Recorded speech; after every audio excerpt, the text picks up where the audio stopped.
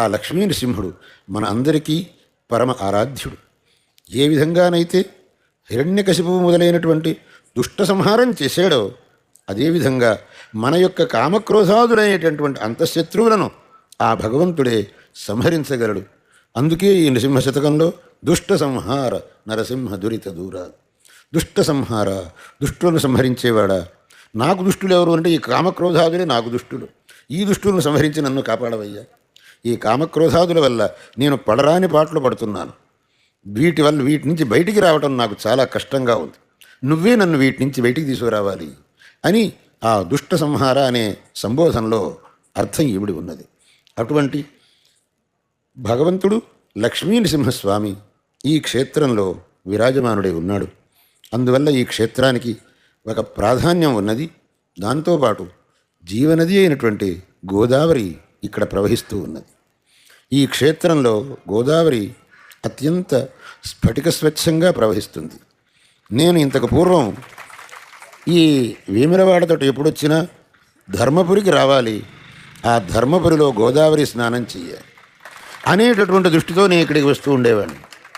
ఒకసారి 1982 సంవత్సరంలో మా గురువుగారితో పాటు నేను యాత్రకు వచ్చాను. వేములవాడకు వచ్చాము. వేములవాడ నుంచి జగిత్యాలకు వెళ్ళాలి అని గురువుగారు తీర్మానం చేశారు.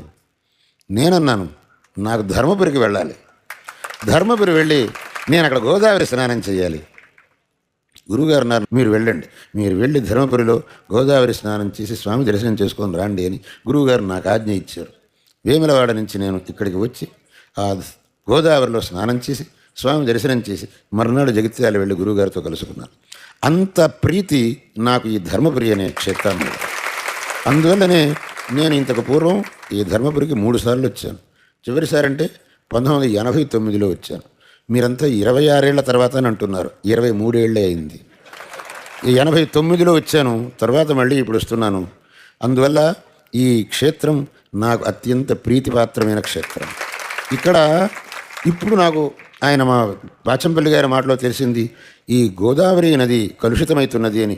అది అత్యంత మనస్సుకు ఖేదకరమైన విషయం. స్ఫటిక స్వచ్ఛంగా ప్రవహించే గోదావరిలో కాలుష్యం అనేది రావటం అత్యంత మనసుకు ఖేదాన్ని ఇస్తుంది.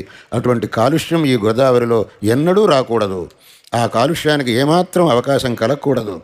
ఇక్కడ ఆ గోదావరి స్వచ్ఛంగానే ప్రవహిస్తూ ఉండాలి. ఆ గోదావరి యొక్క స్వచ్ఛతను మనం కాపాడాలి. అందుకు భగవంతుడు మనకు అనుగ్రహాన్ని చెయ్యాలి అని నేను భగవంతుడిని ప్రార్థిస్తున్నాను.